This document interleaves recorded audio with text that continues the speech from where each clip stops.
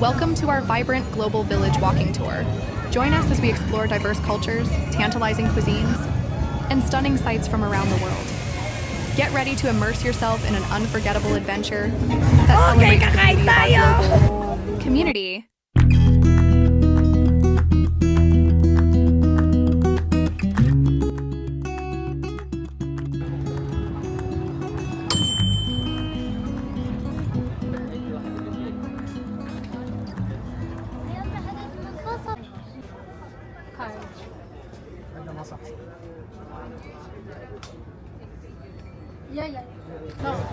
Hello guys, mga kabayan! Welcome back to my channel.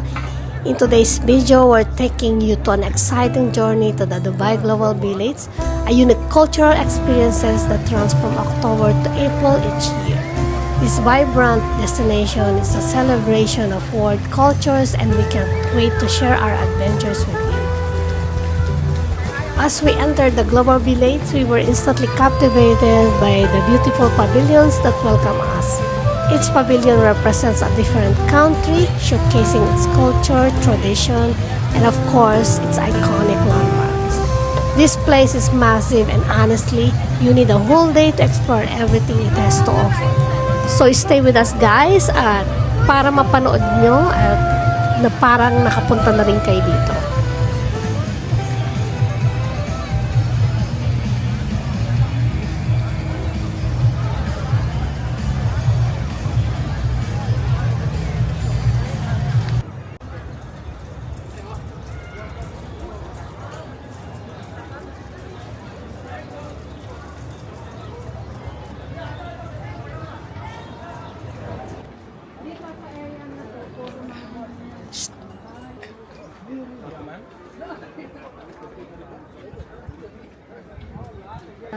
Ayan.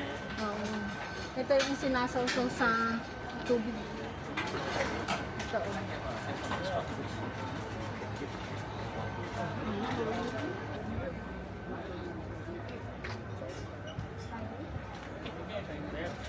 Nuggets.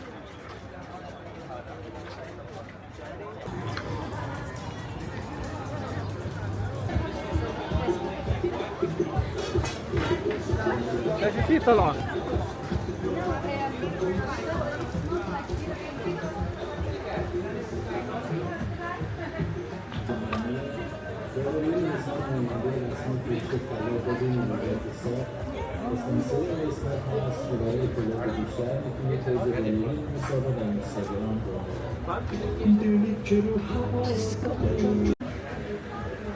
Tignan mo lahat ng chicken.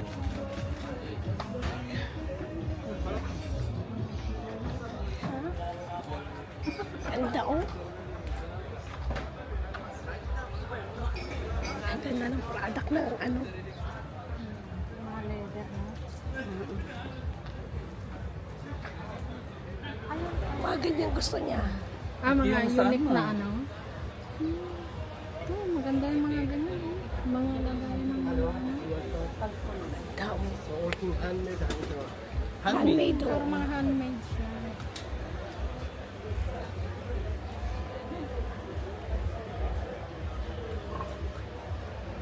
Oh, cute naman. Kan-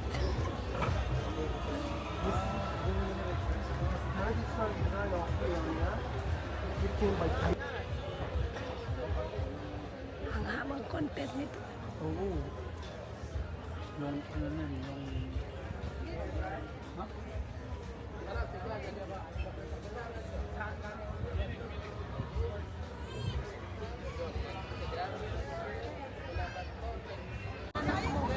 Andito lahat.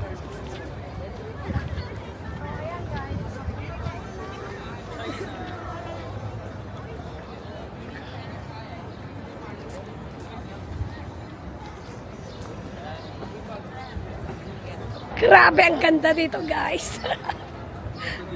Ganda, di ba? hindi ko lang puntahan talaga kung Tatakot ako mawala yung anak ko. Very nice.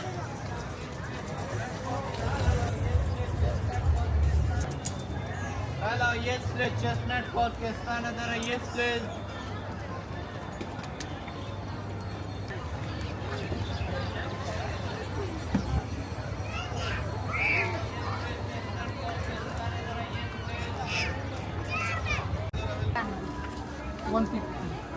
ang last niya 120. Baka naman, paano ulit patawad ulit. 120 ang pinaka-last dito. 120 tsaka 160. So, 280. 280, hindi ba pwedeng 260? What truly amazed us was seeing our fellow Filipinos, the Kabayan, working in many of the pavilions. It was heartwarming to connect with them and see their hard work and dedication in showcasing our culture to visitors from around the globe. It felt like a little piece of home in the heart of Dubai. So guys, talagang makikita mo sila lahat ng kung kakain ka, laging may Pilipino, maririnig mo talaga mga nagtatagalog.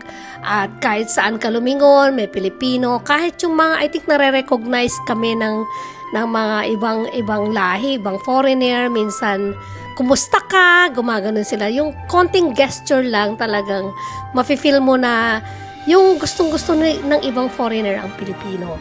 Kaya very proud ako sa mga hardworking Pilipino. Shout out to all of you guys, OFW in Dubai. Talagang sobrang yung sipag at nakaka-proud kayo ng bonggang-bongga.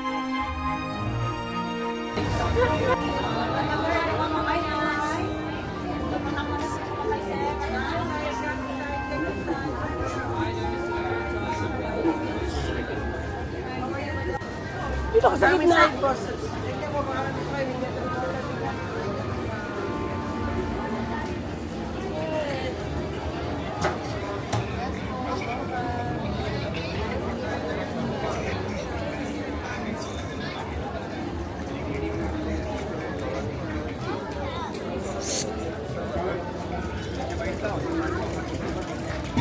Thank you.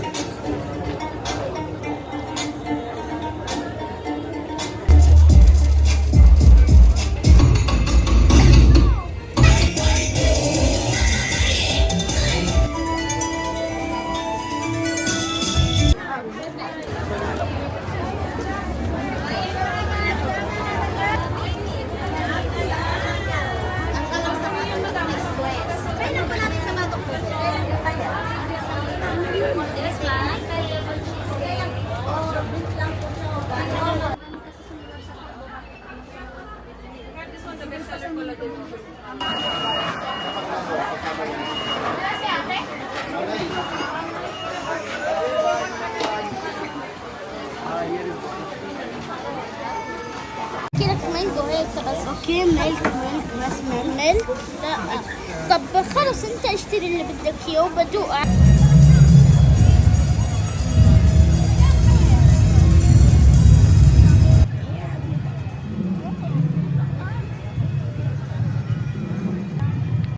Okay, kakain tayo! Chicken. So we explore a different kind of food here. Merong Korean food at Japanese food, which are always, I keep saying, my favorite food. Kaya masarap nag-explore. Kailangan pupunta ka dito hindi ka busog. Kailangan gutom ka para matry mo lahat. Takoyaki. Takoyaki.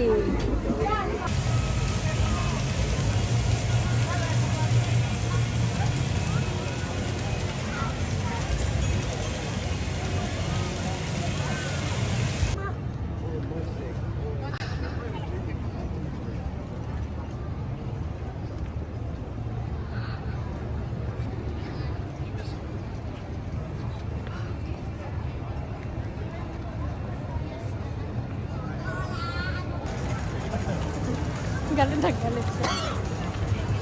Oh, gusto niya sa Europe daw, mami.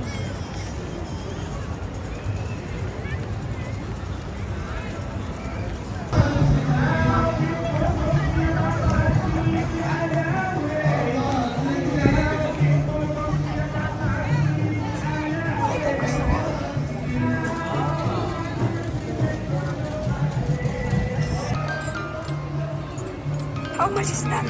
400. Oh my gosh. But I like it though. Which size do you prefer to have it? We have Expensive. I give you discount. I'll make it 350. Hello po. Ano? Wala akong boses. Bakit? Ano nangyari? Mainit dito. Very hot. G. Anong gusto niyo po? Ay po. Magkano ang mga ganitong figuring ninyo? Figuring tawag. Ano yan? Good luck yan. Yes. Magkano yung mga Kasi ganito? nga, ito po, 7 pieces, 350, 300 last price. Music box.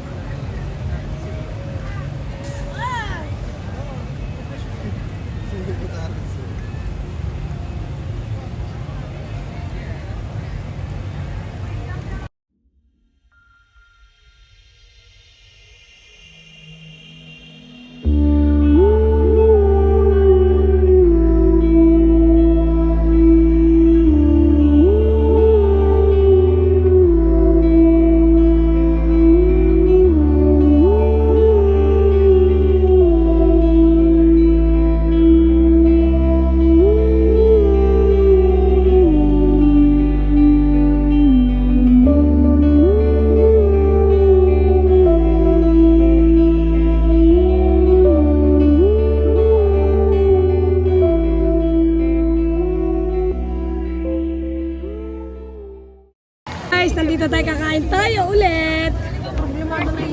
Basic pala kayo 41. Ay, bakit binalo? Binalot. Po, pwede naman po kasi natawag ako walang narinig kaya binibalot ko po. Ay, ganon. Wala po. Ito guys, kakain tayo. Squid. Walang boses. Ayan guys, ayan. Squid. Saka pineapple fried rice. Ayan. Problemado na yung isa. Bakit ba? Eh, gusto niya yan. Favorite niya to. Ayan. Ha? Ayaw niya pahingi yung ano. Yung violet. Ah, okay, okay lang. Sige. Ayan, kakain tayo guys. Oy. Pakain na naman, guys. Ang tiyan namin, oh, butad na. Ano naman yun? Tama na, tama na.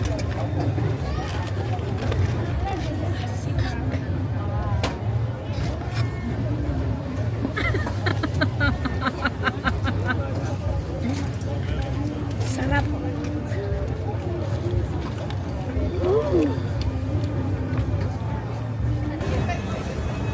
One of the highlights for us was visiting the various country pavilions, from the Eiffel Tower in the France Pavilion to the Great Wall of China.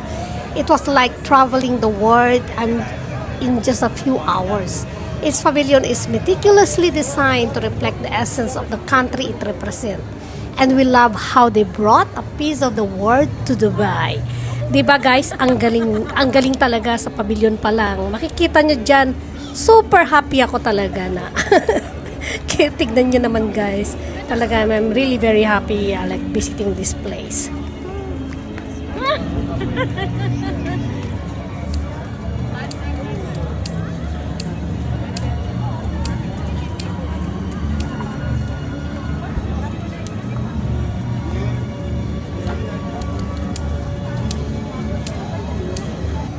As we made our way through the entrance, the burst of colors from the pavilions was overwhelming.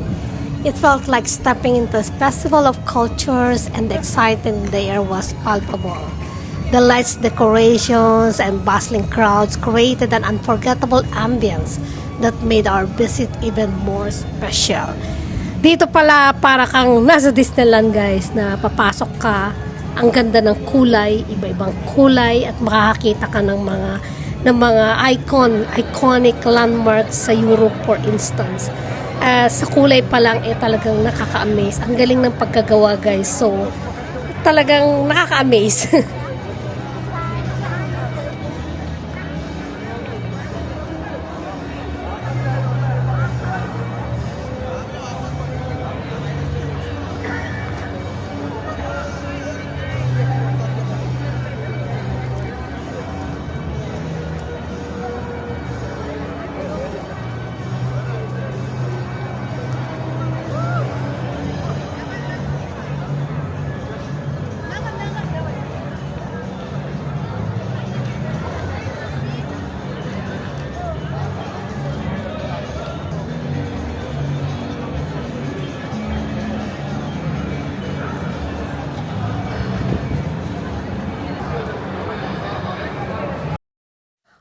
Although we only scratched the surface of what the Dubai Global Village has to offer, it was an experience we'll never forget.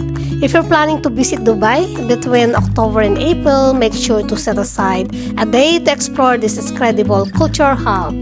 Don't forget to indulge in the street food and take in the sights of each pavilion. But anyway guys, thanks for joining us on this adventure. If you enjoyed this video, don't forget to like, subscribe, and hit the notification bell for more travel experiences. Until next time guys, safe travels!